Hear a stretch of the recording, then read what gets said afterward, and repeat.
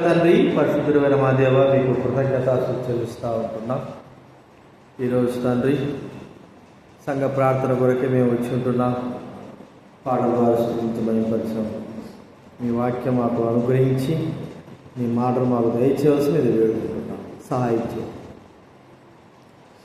కృతజ్ఞులమై వందనాలు చెల్లిస్తూ మహిమా ఘనత స్థితి ప్రభావాలు చెల్లిస్తూ యేసు నామమున తీసుకురావాల్సిందిగా ప్రభువైన యేసు నామమున ప్రార్థిస్తున్నాము తండ్రి. దేవుని వాక్యంలో నుండి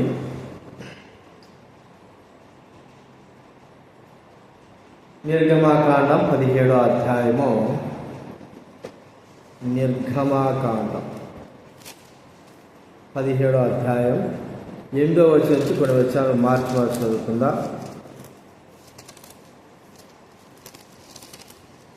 నిర్గమాకాండం 17వ అధ్యాయము 8 నుంచి 16 వచనాల వరకు మార్చి చదువుకుందాం. తర్వాత అమాలేకులు వచ్చి రెఫీదీములో ఇశ్రాయేలుతో యుద్ధం చేయగా 9 బైబిలేగా కానీ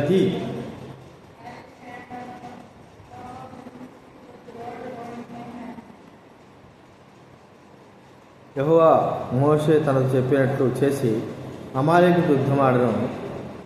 మోషే అహరోను హూరు వారు ఆ కొండ శిఖర మిక్కిరి. చదువు 11 చదువు.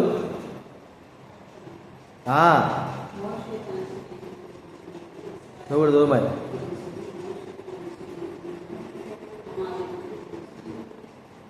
మోషే చేతులు బరువు ఎక్కగా వారు ఒక రాయి తీసుకుని వచ్చి అతను దాని మీద కూర్చుని ఉండగా దాన్ని వేసిరి. అహరోను హూరులు ఒకడు ఈ ప్రక్కను ఒకడు ఆ ప్రక్కను అతని చేతులను ఆదుకొనగా అతని చేతులు సూర్యుడు అస్తమించే వరకు నిలకడగా ఉండెను.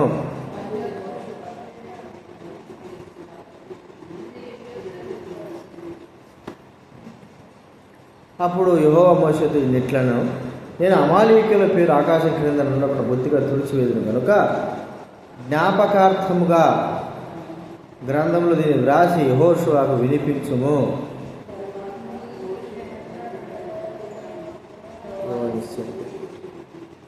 అమాలేకీయులు తమ చేతిని యెహోవా సింహాసనమునకు విరోధంగా ఎత్తిన కనుక యెహోవాకు అమాలేకీయులతో తరతరములకు యుద్ధపడెరు.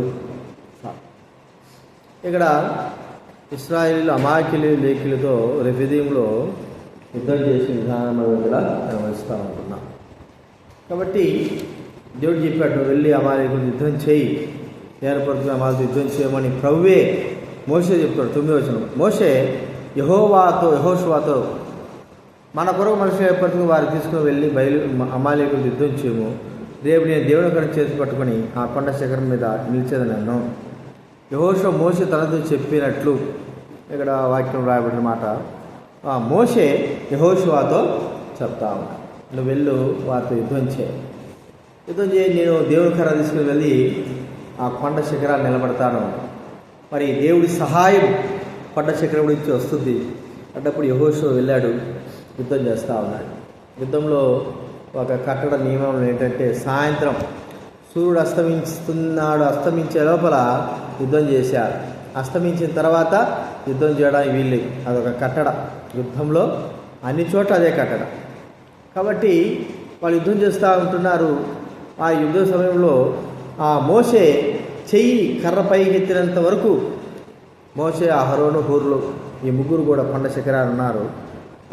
మరి చెయ్యి కర్ర ఎత్తేంత వరకు ఇశ్రాయేలు గెలుస్తూ ఉంటున్నారు. ఎప్పుడైతే మోషే చెయ్యి బరువెక్కిపోయిందనుకో, కింద తీసినాడనుకో, అప్పుడు అమాలేకీయులు గెలుస్తూ ఉన్నారు. ఈ విషయాన్ని గమనించారు. అహరోను, హూరులు గమనించి ఏం చేశారంటే, మరి ఆ మోషే చేతులు బరువు ఎక్కిపోతూ ఉంటున్నాయి. ఎంతసేపని చేతులు ఎత్తిపెట్టగలడు? ఎంతసేపు ఎత్తలేకపోతున్నాడు.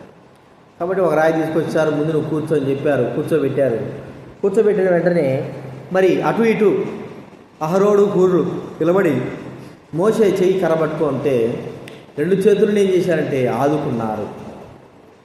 ఆదుకున్నప్పుడు వెంటనే ఇశ్రాయేలందరూ కూడా యెహోషువ ఆ అమాలేకులందరూ కూడా హతం చేసినట్టుగా మనం ఇక్కడ చూస్తూ ఉంటున్నాం. అంటే వారు ఆదుకోవడం. ప్రార్థన అనేది ఏంటంటే ఆదుకోవడం, సహాయం చేయడం. మనము దైవుడైన వారికి ఏమీ ఇవ్వలేకపోయిండొచ్చు, మోషే యుద్ధం చేసి ఉండకపోయిండొచ్చు. కానీ మోషే ప్రజల పక్షాన, అహరోను ప్రజల పక్షాన, ఊరు ప్రజల పక్షాన వారు ముగ్గురు కూడా మరి యెహోషువకు సహాయకరంగా ఇశ్రాయేలు గెలిచడానికి కొరకై వారు దేవుడి సహాయం కొరకై దేవుడి ఆ పర్వతం పైన చేతులెత్తి అహరోను హూరులు మోషేని ఆదుకుంటే ఆ కర్ర ఎత్తి పట్టుకున్నారు. దేవుడు ఆశ్చర్యకరంగా మరి అక్కడ వారికి విజయాన్ని దయచేసినట్టుగా మనం అక్కడ చూస్తూ ఉంటున్నాం. కాబట్టి విజయానికి కారణం ఒక వ్యక్తి రక్షింపబడాలన్నా, లేకపోతే ఒక కార్యం జరగాలన్నా, లేదా అద్భుత కార్యాలు జరగాలన్నా దాని వెనకల ఆ కార్యము నెరవేర్చడానికి చేసినటువంటి ప్రార్థనలే, తద్వారానే ఆ కార్యం నెరవేర్చబడుతూ ఉంటున్నాయి అని మనం గుర్తుంచుకోవాలి. చూడండి, ఇక్కడ మోషే బరువు ఎక్కిపోతే ఒక్కడే వల్ల కాల. కాబట్టి అక్కడ చూశారు, అహరోను గురువు చూసి వారు కూడా సాయం చేద్దాంపా, ఆ వ్యక్తి సాయం చేద్దాంపా అని చెప్పి వారు ఒక రాయి మీద కూర్చోబెట్టి చేతులు పట్టుకున్నారు. సూర్యుడు అస్తమించేది వరకు అక్కడ మాట ఉంది కదా, ఏం మాట చెప్పండి, 33 వచ్చినప్పుడు మోసే చేతులు బరువెక్కగా వారు ఒక రాయి తీసుకుని వచ్చి అతని దాని మీద కూర్చోబెట్టుకే దాన్ని విసిరి అహరోను హూరులు ఒకడు ఈ ప్రక్కను ఒకడు ఆ ప్రక్కను అతని చేతులను ఆదుకొనగా అతని చేతులు సూర్యుడు అస్తమించే వరకు నిలకడగా ఉండేది. సూర్యుడు అస్తమించేది సూర్యుడు అస్తమించేంత సమయంలోనే ఇశ్రాయేలు అమాలేకుని ఓడించేశాడు. కాబట్టి ప్రియమైన వాళ్ళరా, సూర్యుడు అస్తమించాడంటే ఇక తర్వాత యుద్ధం మళ్ళీ మరుసలు జరుగుతుంది. ఆ సమయంలో కల్లా వాళ్ళు బలగాన్ని పెంచుకోవచ్చు. సూర్యుడు అస్తమించక మునిపే యుద్ధంలో విజయం జరగాలి. కాబట్టి మోషే ఒకరి ద్వారానే జరగలేదు, కానీ మోషేకు సహాయకులుగా అహరోను హూరు నిలబడ్డారు. ఈ ముగ్గురు ఆ యొక్క యుద్ధంలో యెహోషువకు మరి సహాయకరంగా అండగా ఉండడానికి కొరకు వారు ప్రార్థన, లేకపోతే దేవుని కూర్చున్నట్టుగా మనం ఇక్కడ చూస్తూ ఉంటున్నాం. కాబట్టి మన ప్రార్థనల గొప్ప కార్యములు దేవుడు చేస్తాడు. ఒక్కొక్క కార్యంలో దేవుడు మరి ఏదో గొప్ప కార్యం చేశాడు అంటే ఆ గొప్ప కార్యం వెనకల మరి ఆ ప్రార్థన చేసే వారి యొక్క సంఘం యొక్క ప్రార్థన ఉంటుంది. మనకు తెలుసు, అపోస్తుల కార్యములు 12వ అధ్యాయం, అపోస్తుల కార్యాలు 12వ అధ్యాయం 3వ వచనం, అపోస్తుల కార్యాలు 12వ అధ్యాయం 3వ వచనంలో ఇది యూదులకు ఇష్టమైన కార్యం తెలుసుకొని పేతురు కూడా పట్టుకొనెను. ఆ దినములు పులిన రొట్టెల పండుగ దినములు. ఇక్కడ హేరోదు ఏం చేశాడంటే సంఘంలో కొంతవారిని బాధపెట్టి బలత్కారంగా పట్టుకున్నాడు. అందులో యోహాను కుమారుడైన యాకోబు దొరికాడు, ఖడ్గంతో చంపించేశాడు. ఈ యూదులకు యూదులు ఈ సంఘంలో ఉన్న బిడ్డలను చంపుతూ ఉంటే వారికి ఇష్టమైన కార్యం తెలుసుకున్నాడు. పేతురు కూడా పట్టుకున్నాడు. పేతురు పట్టుకుని చెరసాల వేశాడు. ఏమైనా వాళ్ళరా, పేతురు గొప్ప కార్యం, పేతురు దగ్గర ఒక గొప్ప కార్యం జరిగింది. సంఘం ఏం చేస్తూ ఉంది? 5వ వచనం చూడండి, 5వ వచనం ఉంది. సంఘము పేతురు చెరసాల ఉంచబడను. సంఘమైతే అతని కొరకు అత్యాసక్తితో దేవునికి ప్రార్థన చేయించింది. సంఘం ప్రార్థన చేస్తాం. 2-3 కూడి నానా ఉంటా అన్నప్పుడు అక్కడ చాలామంది ఉన్నారు. అందరూ కూడా అత్యాసక్తితో ప్రార్థిస్తున్నారు. ప్రభువా, ఒక వ్యక్తిని మీ యోహాను కుమారుడు యాకోబుని చంపేశారు. మరి ప్రభువా, పేతురు కూడా పట్టుకున్నారు. ఇలాగా ఎంతోమంది చంపుతారు ప్రభువా, కాబట్టి పేతురు విడిపించు అని ప్రార్థించినప్పుడు ఆ ప్రార్థన ఈ పేతురుకు సహాయకరంగా ఉంటూ వచ్చింది. కాబట్టి ఆ ప్రార్థన బట్టి ఏమైపోయిందంటే పేతురు రక్షింపబడ్డాడు. ఈ ప్రార్థన ద్వారానే ఈ గొప్ప కార్యం జరిగింది. సంఘం యొక్క ప్రార్థన ద్వారానే అహరోను హూరులు మోషే ఎలాగైతే చేతికరణ పెట్టుకున్నారో ఆ యొక్క చేతికరణ బట్టి యెహోషువకు దేవుడు తోడై ఉండి అక్కడ అమలేకులందరూ కూడా చంపడానికి కారణమవుతుంది. అంటే ఆ యుద్ధమునకు వెనకల బలము, లేకపోతే వెనకల ఆ శక్తి ప్రభావం ఎక్కడి నుంచి వచ్చిందంటే కేవలము మోషే అహరోను హూరులు చేసినట్టుగా. ఇక్కడ కూడా మరి పేతురు ఆశ్చర్యకరంగా మరి ఎంతోమంది సైనికులు 14 సైనికులతో కూడా ఉన్నటువంటి మధ్య నిద్రపోతున్నటువంటి వ్యక్తిగా, సంఖ్యలతో బంధింపబడిన వ్యక్తిగా ఉంటున్నాడు. ఈ వ్యక్తిని ఆశ్చర్యకరంగా రాత్రి పడుకున్నప్పుడు అందరూ కూడా పడుకున్నారు. మరి పేతురు దగ్గరకు వచ్చి తట్టి లేపి, మరి నువ్వు లేయి, చెప్పులు తొడుక్కో పోవాలా అన్నప్పుడు తొడుక్కున్నప్పుడు చెప్పులు తొడుక్కున్నాడు. చెరసాలు మరి సంఖ్యలు విడిపోయినాయి, చెరసాల తలుపులు విడిపోయినాయి. పోతానుడు కళ అనుకుంటున్నాడు. ఇంత గొప్ప ఆశ్చర్యకార్యం. మరి అక్కడికి వచ్చాడు. ఆ తలుపు కూడా తట్టాడు. తలుపు తట్టితే అక్కడ రోజేడి చెడు వచ్చి ఆలకించింది. పేతురు అంటున్నాడు, తలుపుది నేనే తలుపుది. వెంటనే తలుపు తీయకోకుండా వెళ్ళి తన వాళ్ళతో చెప్తాంది. పేతురు వచ్చాడు, వెనకడున్నాడు అంటే వాళ్ళు ఆశ్చర్యపోయినారు. ఇంత గొప్ప కార్యం ఎందుకు జరిగిందంటే వాళ్ళ ఆయన వెనక ఉండే కార్యం ఏమిటి? ప్రార్థన, సహాయము.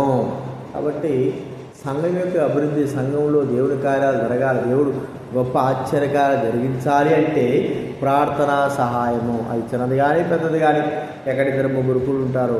కేవలము సహాయము నిమిత్తమై చేసేటువంటి ప్రార్థన దేవుడు అంగీకరించేవాడుగా ఉంటాడు. కాబట్టి ఒకరు చేసినా ఇద్దరు చేసినా సహాయంకే, 100 మంది చేసినా సహాయంకే. కానీ దేవుడి కార్యాలు జరగాలంటే ప్రాముఖ్యంగా ఆ ప్రార్థనే. ఇతరు చేయాల్సినది 100 మంది చేయాల్సింది కూడా అది. కాబట్టి ఆ కార్యములు జరగడానికి ఇంకా ఇలాగ ఎన్నో కార్యాలు, మరి భక్సింగ్ గారి కాలంలో ఎన్నో కార్యాలు, వారి ప్రార్థన ద్వారా ఎంతో గొప్ప గొప్ప కార్యాలు, మహత్కార్యాలు, అద్భుత కార్యాలు దేవుడు జరిగించాడు, చూశారు. ఆ అద్భుత కార్యాలు కళ్ళారా చూశారు. కాబట్టి ప్రియమైన వాళ్ళరా, మనం కూడా అద్భుత కార్యాలు సంఘంలో ఇప్పుడు సహవాసంలో కలిగి ఉండడానికి కొరకై మనం కూడా ప్రార్థన చేయాలి. ప్రార్థన చేయడం ద్వారా దేవుడు అనుగ్రహిస్తాడు, ఆ కార్యాలు చేస్తాడు. సహాయకం, ఆ యొక్క ప్రార్థన సహాయము సంఘమునకు ఎంతో అవసరం, సంఘం యొక్క నిలబడడానికి కొరకై. కాబట్టి గుర్తించుకుందాం, ఆ ప్రార్థన సహాయం మోషే అహరోను ఊర్లు ఎలాగైతే యుద్ధాల్లో విజయం పొందడానికి కారకులయ్యారో, మరి వారికి సహాయపడ్డారో, యాకోబు పేతురును ఎలాగైతే విడిపించడానికి సంఘం ఎలాగైతే ప్రార్థన చేసిందో, అలాగే హత్తునూర యొక్క మందిరం విషయమై, మరి దేవుడి యొక్క గొప్ప కాలం జరగడానికి విషయమై మనం కూడా ప్రార్థనలో విషయాలు జ్ఞాపకం పెట్టుకుందాం. ప్రార్థన మనము ప్రార్థన చేసుకుందాం.